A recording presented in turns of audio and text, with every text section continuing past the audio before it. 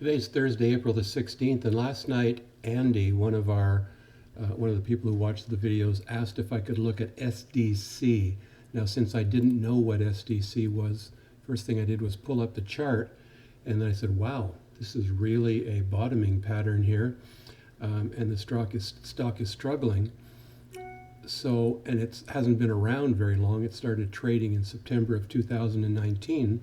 So I wanted to go then to FinViz and find out who they are. So I just typed in SDC into FinViz, and I find out they're the Smile Direct Club, the people that do the teeth straightening. So what do we know from this? We know that they're a small cap company, under $2 billion, sales to 750 million. The book to share is 87 cents, and the cash to share, the cash they have is 83 cents. So really everything that they have is pretty much tied in cash. It doesn't look like they have any other assets, or not many assets, maybe a factory somewhere, or a building somewhere.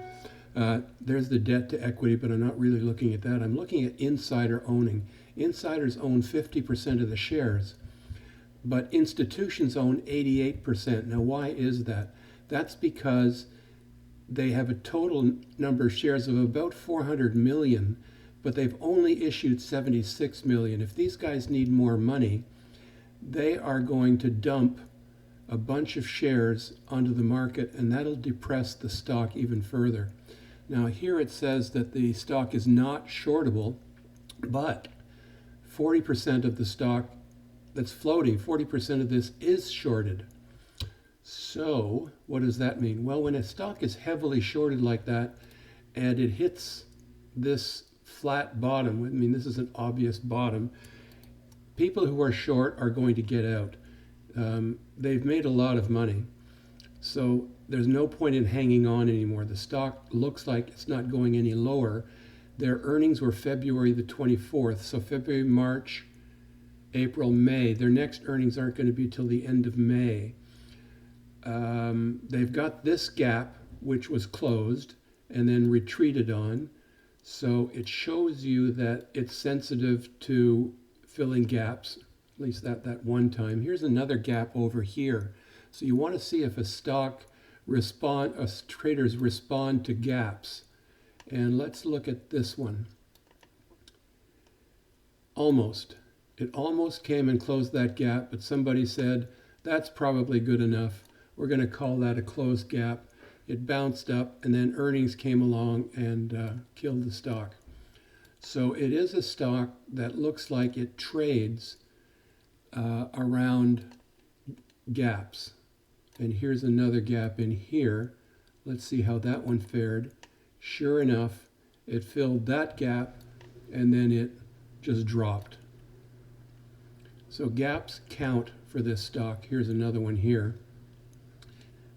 But anyhow, these two gaps are likely to be important, and this is a very big one. So it's going to take some change in the earnings. There's no other patterns that I see in here.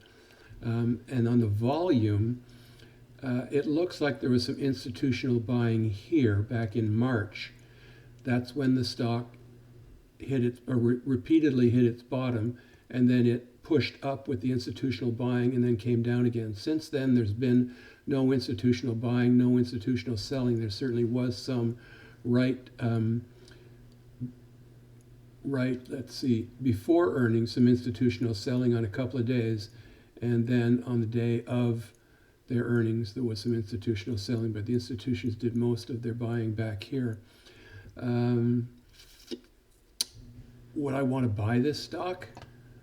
I guess if you think they have a good business model and you like the management. I've heard mixed things about Smile Direct. Some people saying, it's been good and it's been bad. I haven't really, and it's just from headlines. I haven't really looked into it. But what you can do is buy it. There is a trend line here that could be resistance. It was resistance once, twice, 3 times. So you could put an alert on here that says, when it passes over this trend line, give me an alert. And that's probably a place where you buy it. And then you put your stop right here, where it's touched 3 times, 365. So you could buy at 470, put your stop at 365, and when you've lost $1, get out. But set a target for yourself. And your target could be 855. It also could be the 50 moving average. You could probably get out at 680, wait for it to pull back, and then buy it again once it passes over the 50 extended moving average.